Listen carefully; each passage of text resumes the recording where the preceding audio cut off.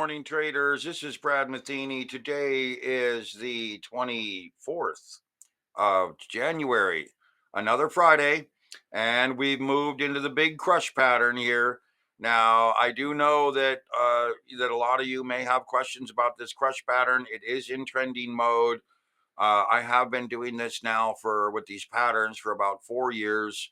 So I can tell you, as I continue to work through these and gain experience, we really want to watch the crush pattern in terms of where we've been trending the last 3 or 4 days. So, we're in an uptrend, we're at new highs. This is the SPY. I keep having to move these up, these sell hedge, major top, and top. This was the area that my broad cycle patterns indicated we would be reaching a top. Now, obviously, within 1 or 2 or 3 days of this time frame to get to a top would be reasonable. We have continued to rally on positive news. We're at this new high as of yesterday's close, and we're looking like we're going to open up a little lower. We do have PMI numbers coming out this morning, and I'm going to just tell you that it really kind of boils down to what the market is capable of doing pre-market. We're at a Trump bump here. I have that deep V pattern coming in over here around February 9th or 10th. So, I'm leaning towards the fact that we could get some sort of a pullback, maybe down into this 585, 587, 588 area over here that I'm circling. I'll make this bright blue, I guess. So you can see this is the area that I think we're going to pull back into. We are flagging into this tight channel. Let me get rid of this. We have established a new high. So technically we have invalidated that channel. So as we come up here and we roll down to this low, we come back up into this channel. And you can see we come back up into this channel. We have rolled to this high. So that technically kind of invalidates the excess phase peak pattern. Technically, it does invalidate the excess phase peak pattern. But the question I have, as I've stated, is at this new high, at this point, as of yesterday, we're either going to get some sort of confirmation to the upside or we're going to get rejection. And rejection could lead to a big downward crush pattern. So, given where we're at, ladies and gentlemen, I'm going to tell you that my bias for today, because we're in an uptrend and because we have a crush pattern and because I've seen what crush patterns are like, I'm going to tell you that I think we're coming down here to try to fill this gap, 602. So I think we're coming down into this area and then eventually possibly trying to get down into this area, 594, and then maybe trying to deep V around this area. So I would be very, very cautious of a breakdown today. Now, I would hedge to the upside because, it's the end of the week. We've had a good rally. News could come out and really, pop the market. But I'm going to come down here to a 1-hour chart. And I'm going to spread this out a little bit and try to come down here. And I'm going to give you a little indication that, I think that we would be looking at this level here, 607.81 roughly,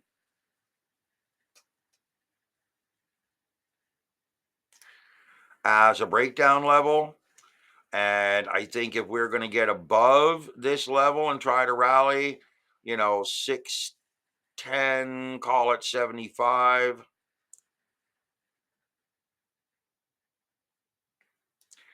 I would say that would be our breakaway level. So if we get above that 610.75 area, and I'll mark it down in here,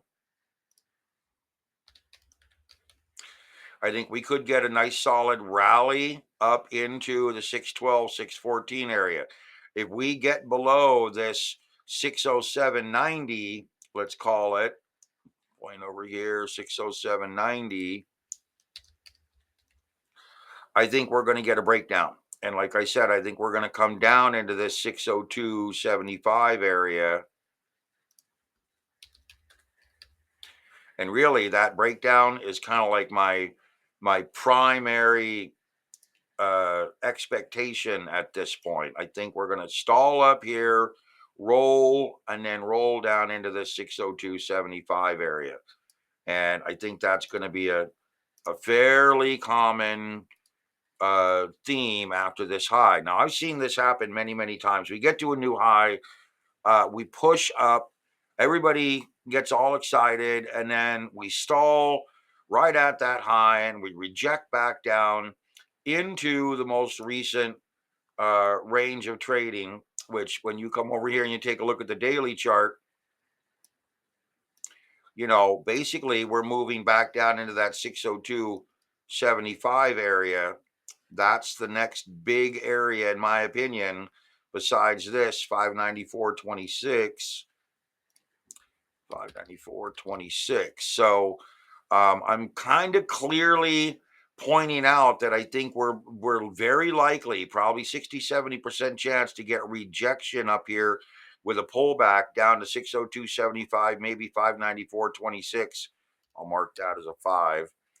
And then also pointing out over here that, this is my cycle count system. Now, I've kind of explained this to you. This is a measurement of exhaustion.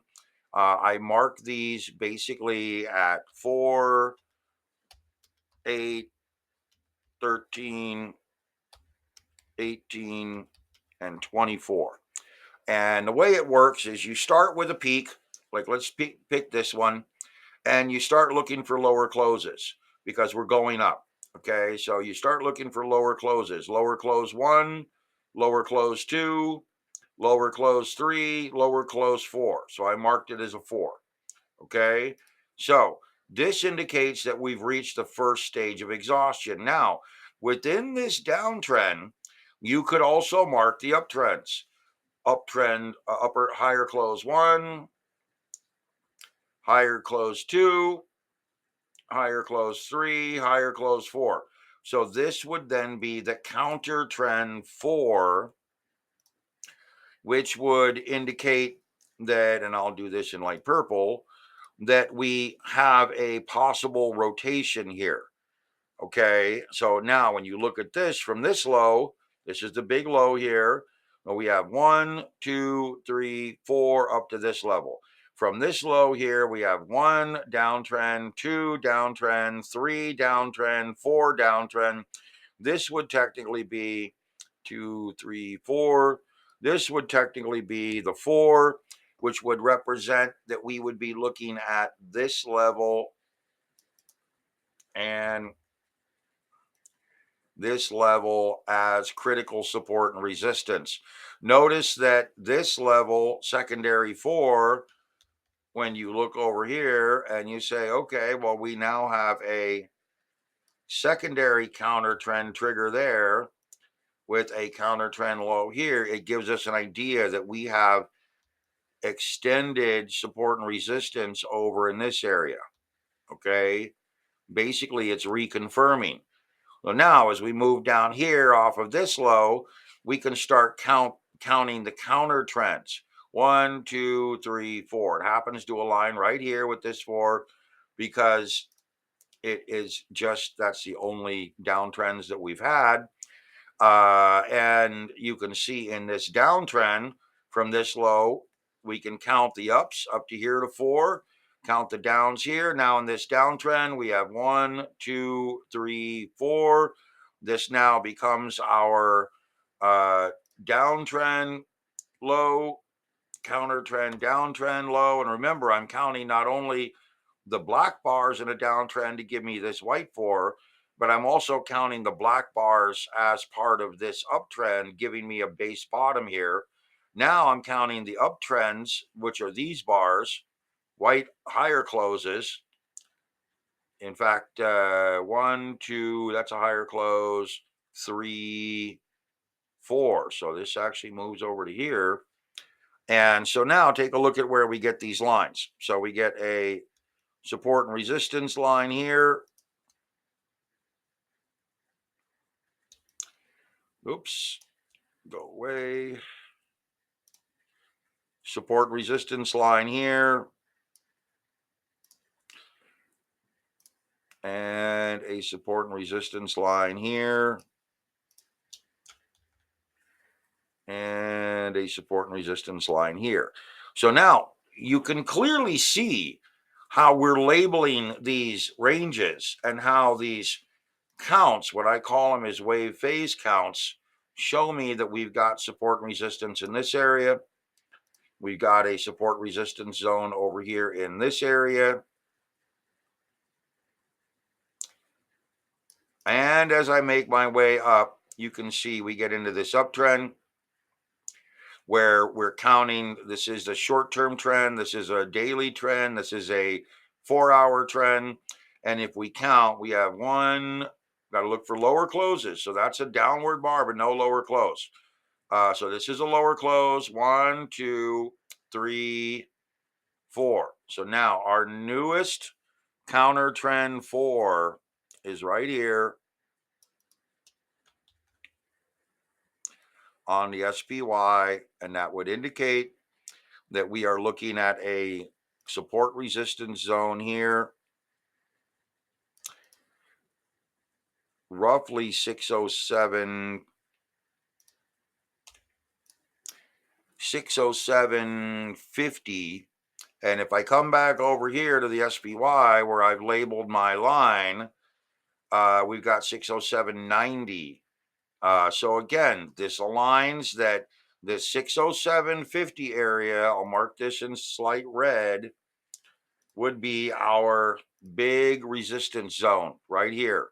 So if we were to roll below this, let's call it the low, 606.23,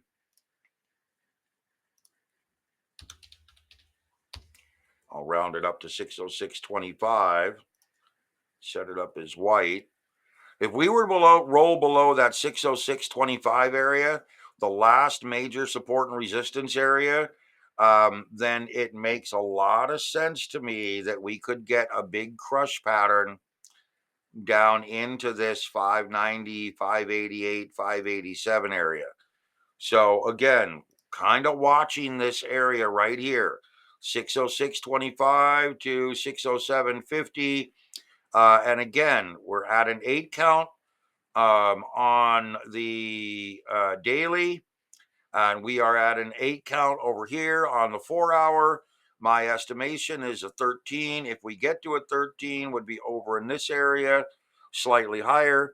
So we're going to see how this plays out. Like I said, I'm playing the odds, in my opinion, are to the downside for the crush pattern. So we'll see how it plays out. Okay, now QQQ failed to get up to new highs, moving very cleanly into this excess phase peak pattern. We can do some quick counts, higher closes. So this is a higher close bar. 1, 2, looks like this one might be. I have to look real quick. Data window, close 513.08, close 516. Actually, that can't be just looking at that. So never mind. So we have a higher close here, a higher close here, a higher close here, and a higher close here. That marks us as a 4 right up here. Okay. And if we look for lower closes, we have 1, and that's it. We do not have any continued expansion. So now we look here, higher closes, 1, 2, 3, 4. This would be our 4 bar right here. I'm sorry, that's not a higher close. 1, 2, 3, 4 would be right here. Not a higher close. 5, 6, 7, 8 would be right up here. 9, 10, 11, 12. And so we got to 12. We didn't quite get to 13. We got to 12 right up here, unless I miscounted. count this again. 1, 2, let me check this. 513, 503, 17. Nope. So 1, 2, 3, 4, and not a higher close. 5, 6, 7, 8, and then not a higher close, 9, lower close, 10, 11, 12. So yeah, we made it up to 12. That's why these labels, like I said, you can get, one or two just off of these numbers and get a high, and then we would have eventually caught 13 way down here.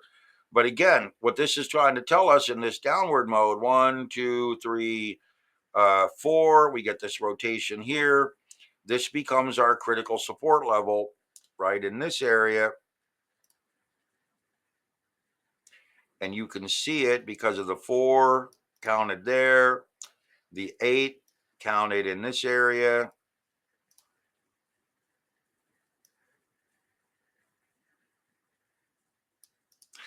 And of course, the 4 up here, giving us a critical zone. So again, in my opinion, because the SPY has gotten up to new all-time highs, we have a probably a 50, 60, maybe 70% chance of a reversion back to the downside. Because the NASDAQ has failed to get to new all-time highs, we're still in this excess phase peak pattern, and we could still roll down out of this excess phase peak pattern, trying to crush down through this resistance zone, trying to get below 527.65, and possibly moving down into this 519, 520 area. Initially, crush patterns can be big. I mean, I've seen some crush patterns just, they could look like this, where you get into a bar and it just looks ugly down, just really an ugly type of a downward move. So I'm warning you that, crush patterns can be big, ugly down bars or relatively big up bars. So they're generally a crush of the current trend, meaning in a trending mode, they tend to move against the trend. But I'm expecting quite a bit of volatility today. Okay. Would I expect this type of a move? I don't know, maybe closer into this area, but this type of a move here would not be uncommon. This type of move would be more common, but still very big rotating day.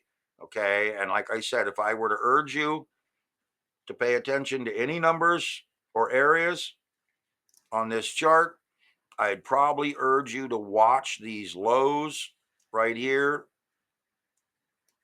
and watch these highs. This is the 4-bar high. So you've got 533.85. And you've got 529 even, roughly. Okay, so a move below 529 would indicate that we're breaking down. A move above 533 would indicate that we're 533.85 would indicate that we're moving higher. We're currently at 532.33. So we're going to open up in the upper 1/3 area of this, and we'll see how it plays out. Okay, let's go look at gold and silver. Gold and silver making a big move. Read that it was related to Trump's request for a rate cut. Not 100% sure. I think that the metals markets are really hedging risk right now. And I think that's the big thing that you want to remember is that they're hedging risk. These are 1 hour charts. Gold is up at, almost 27.90. Silver's up at 31.45, almost 31.50. I kind of hinted about this before that I think that silver has to try to move up into this previous zone back over in this area, 32, 31.85, 32, and then really try to roll higher. So, I'm kind of looking for silver to try to move into this area and then expand back out. I think that's a very logical format there. And I think it's going to be a pretty explosive move when it happens. Remember, we are in the expansion phase, so once gold and silver clear those previous highs, let me come back over here to 4-hour. I might have to go even further, but gold and silver are moving into this rebalancing liftoff kind of a phase after hitting these highs back right before the election. And if my analysis is correct, silver is on its way up to literally 40, 50 bucks or higher. And gold is up to 48, 4,900, maybe 5,400 or higher.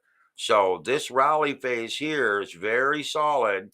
And I think that, honestly, I think that once we get above, and I've got a bunch of stuff over here, but once we get above this previous high level, 2802 for gold, I think we're going to be off to the races. And I think it's going to be a very clean race up to 3,200. So pay attention here. I think we're going to have a big solid breakaway taking place up into this 3,200 downward channeling. And I think the way that's going to play out for gold or silver is you're going to see it move up into that 38, 39 area, consolidate, and then roll up into the 46, 48 area. And I think that's a pretty solid. I'll have to go get rid of some of these lines, but I think that's a pretty solid outcome. Okay. So be aware, broader term. This is going to be many weeks, possibly many months. The last time we had to move into this expansion phase, this big rally, okay, this big rally up here to this top. I'll try to get to it for you. This big rally up into this area, this was back in 2005, I think. And I can go back and look, but this whole thing took no more than 3 months. So last time we had this big rally, this whole big move took no more than 3 months. Okay. Now imagine if we went from, 27, 2,800 up to 43, 4,500 between now and say April. And that's about where I've drawn this. This is May. So let me draw an April zone here. So we're in January, February, March, April. So yeah, about 3 months. So end of April, right over in here. Imagine if we went straight up, pulled sideways, and then went straight up into here, and then consolidated and rolled a bit. That's very, very possible. If we get a mimic of what happened within 2, 3, 4 months, we could be up here at 42, 4,500. And I think, like I said, by the time we get into end of April over here, right in this area, we could see silver move up, consolidate, move up, and then try to reach this $46 to $48 area fairly cleanly and fairly quickly.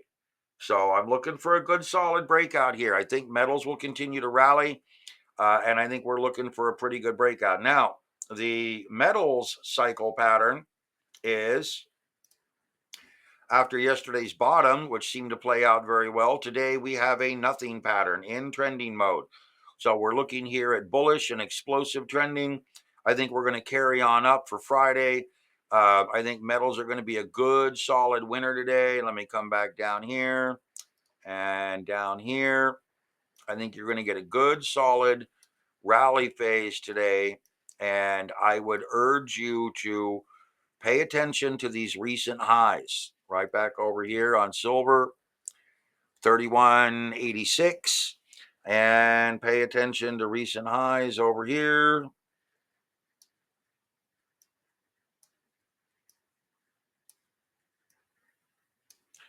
You would have to target that 2802 level. So we're really looking at this level here on gold and this level up here on silver, 32. And that's where I think we're probably headed. Make sure I've got this set up right. 4 hour, we're good. So gold, if gold rallies up to this 2,800 plus area, silver's, got enough momentum, in my opinion, to really push up into this 3175, 3180 mode, trying to catch silver on the way up. Silver's got a lot more room to go. So silver, like I said, we could be looking at $40, $50 silver by, March, April, maybe May, if my analysis holds up and mimics what happened in 2005. Okay, lastly, we're going to come back over here and go to Bitcoin. Bitcoin is 105. Now, I noticed this just today. Actually, last night I was looking at this. And so let me come down here to 30-minute and shrink everything down.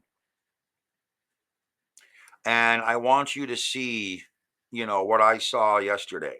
Okay. And that is that we have a very broad scaling kind of a pennant formation here. I'll make this bright purple. Oh, that doesn't work. I'll make it magenta so you can see it. And I will follow this right along here. We have a very solid pennant formation setting up in Bitcoin that is flagging sideways, has been for quite a while here. And I think, like I said, ladies and gentlemen, if you look at this with this, basing level here, rallying up to here, pull back. So 1, 2, 3, 4, failure, moving into a secondary failure. We move up 1, 2, 3, 4.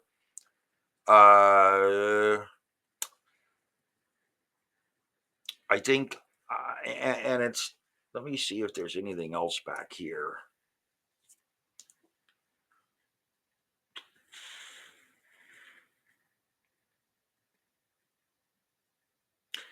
Fairly difficult here, but we're moving into this apexing. If we consider this the primary leg up, then we get into an A, B, C, D, E, which should have broken out. The E pattern here should have confirmed to the upside, which it didn't. It failed and rolled back down. Now, we're not out of this in the sense that we haven't come down here and touched this level yet, but still, we failed here. We're in this volatility. So that would mean, ladies and gentlemen, that we would want to watch this upper level, 106,800 roughly, as a potential breakout range. But I've seen flags fail and then continue flagging.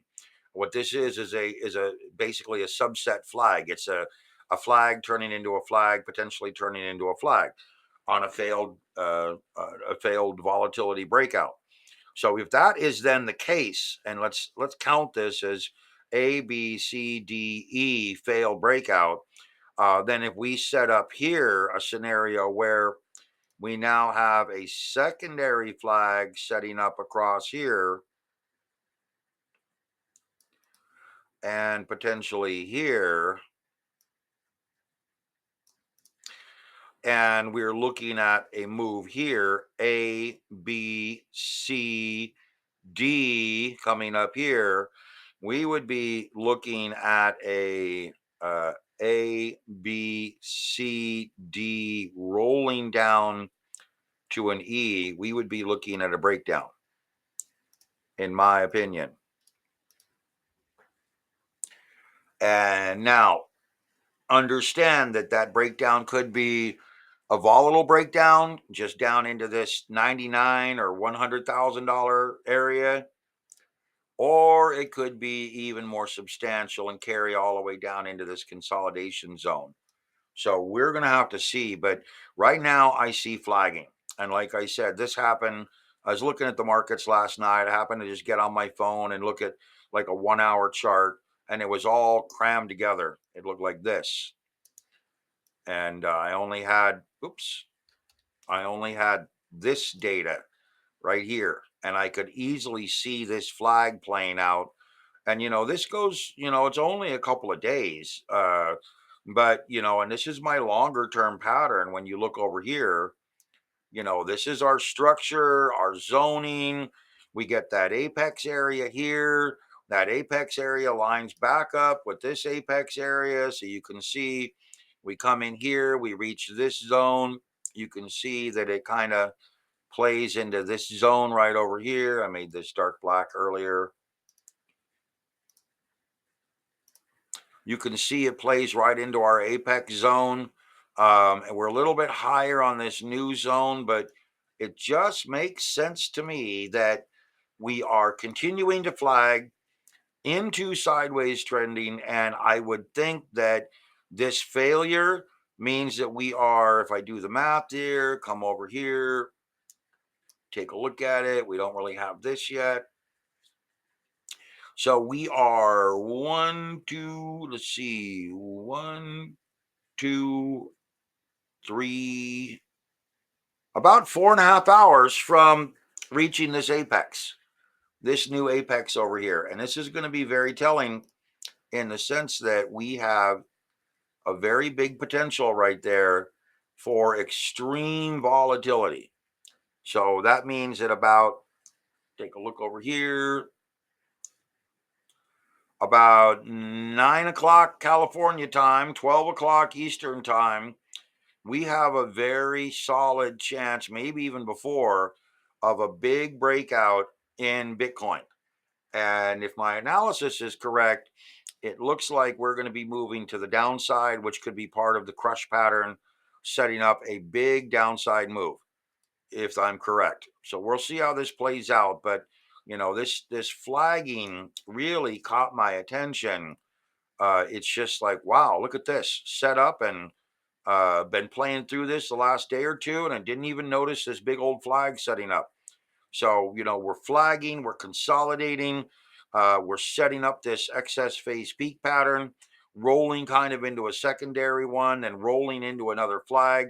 We're going to have to see what happens here because, like I said, long and short of it is if we get a breakdown, it makes sense, guys, that we're going to roll out into this zone, possibly then down into this zone, and then possibly even lower.